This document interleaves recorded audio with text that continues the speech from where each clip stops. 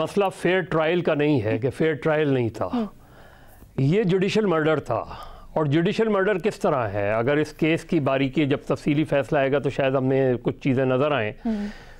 अगर एक सिटिंग जज जो नवा जज था जिसके फैसले की वजह से फांसी हुई, वो अगर कहीं अपनी कन्फेशन में ये कहे कि मेरे पास लाहौर हाई कोर्ट के चीफ जस्टिस मौलवी मुश्ताक आए, शरीफुद्दीन पीरज़ादा आए, उन्होंने मुझे नवे जज के तौर पे इंडक्ट करवाया और कहा, और उनसे मैंने ये कहा कि आपको यहाँ नहीं आना चाहिए था, आप पार्टी हैं। ये सारा बयान अगर जस्टिस नसीम हसन शाह का, और ये कि हाँ मैंने दबाव में फ़ैसला दिया, ये सारा बयान अगर कोर्ट इसे दुरुस्त मानती है तो ये मसला सिर्फ फेयर ट्रायल ना होने का नहीं है, ये मसला सीधा सीधा इस केस को ख़त्म करना चाहिए, इसको जुडिशल मर्डर करार देना चाहिए, क्योंकि डायरेक्टली एक लाहौर हाई कोर्ट के चीफ जस्टिस मौलवी मुश्ताक डायरेक्टली इन्वॉल्व नज़र आते हैं इसके अंदर, ये पूरी साजिश के अंदर इन्वॉल्व नज़र आते हैं। हाई कोर्ट में केस को लगवाना, उनको उससे डिप्राइव करना, उसके बाद नसीम हसन शाह को तैयार करना एज ए जूनियर जज जो तैयार नहीं हो रहे थे, और उसके बाद उस नवे जज का बाकी 4 जजेस, 4 एक तरफ थे, 4 दूसरी तरफ थे, आखिरी जज ये थे, इनसे ये फ़ैसला करवाना, ये सारी चीज़ें इस केस को ख़त्म करने के लिए काफ़ी हैं। ये सारी चीज़ें इस केस को एक जुडिशल मर्डर कहने के लिए काफ़ी हैं।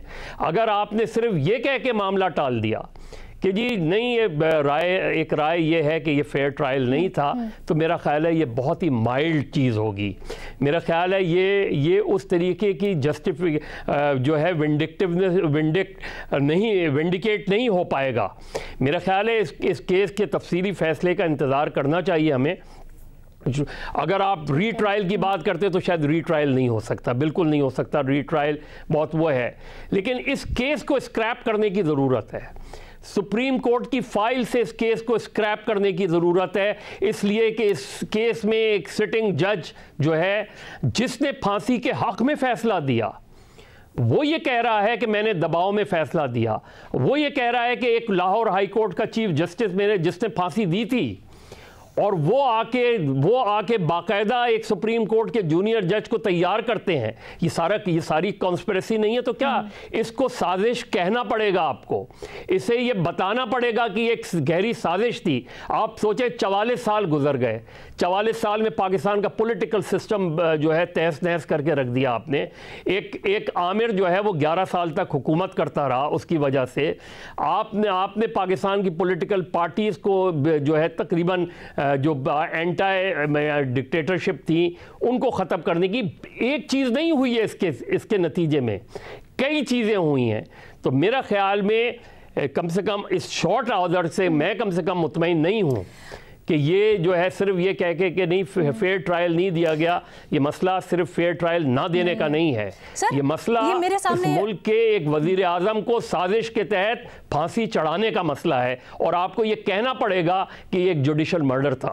बट सर यही बार बार मेरे सामने फैसला ही खुला है, और मैं एग्जैक्टली आपको बता भी देती हूँ। पॉइंट नंबर 2 में कह रहे हैं the constitution and the law do not provide a mechanism to set aside the judgment whereby mister Bhutto was convicted and sentenced. The said judgment attained finality after the dismissal of the review petition by this court। Sir तो देखिए आप ये जो बात कर रहे हैं ना कि पॉश कर देनी चाहिए थी, उसको सेट असाइड कर देना चाहिए था, तो अदालत ये कहती है अपने ओपिनियन में कि जी ऐसा कोई आइन और कानून में इस तरह का मैकेनिज्म नहीं है जिससे हम उसको सेट असाइड कर सकते थे। देखिए या तो अलीना, या तो आप इस केस को सुनते ही नहीं, आप कहते जी केस ए क्लोज ट्रांजेक्शन, ठीक है, तारीख तो हमेशा ये इसको जुडिशल मर्डर कहेगी, लेकिन एक सुप्रीम कोर्ट का जज जो उस जजमेंट का हिस्सा रहे हैं, वो आके ये इस पूरी कॉन्स्पिरेसी को बताते हैं कि क्या कॉन्स्पिरेसी थी। बाद में उन्होंने किताब के अंदर अपने आप को जस्टिफाई करने की भी कोशिश की, लेकिन द वेरी फैक्ट कि वो ये कह रहे हैं कि लाहौर हाई कोर्ट पहली सज़ा वहाँ हुई, ये बात तो इस्टेब्लिश हुई ना कि किस तरीके से वहाँ चीज़ गई, तफ्तीश नहीं हुई, तफ्तीश का वो नहीं था, लीगैलिटी नहीं थी, लिहाजा तफ्तीश भी गलत हुई। जब आप ये सारी बातें कह रहे हैं तो फिर आप ये कैसे नहीं कह रहे कि ये फेयर ट्रायल का मसला नहीं, ये जुडिशल मर्डर है। और इस तरीके से चूंकि फेयर ट्रायल नहीं मिला है उसको, और एक आदमी को फांसी चढ़ गई। देखिए, एक तो ये होता है कि फेयर ट्रायल नहीं मिला, आपको कम सज़ा हो गई। एक आदमी इस दुनिया से चला गया, वो आदमी इस मुल्क का वजीर आज़म था, उसके फांसी के आज तक रिपरकशंस महसूस किए जा रहे हैं। उसको आप सिर्फ ये कह के टाल देंगे कि जी नहीं, अब ये हमारे पास हमारी जुरिस्डिक्शन नहीं बनती, तो फिर आप ट्रायल ये सुनते ही नहीं, फिर आप कह देते कि हमारी जुरिस्डिक्शन नहीं बनती।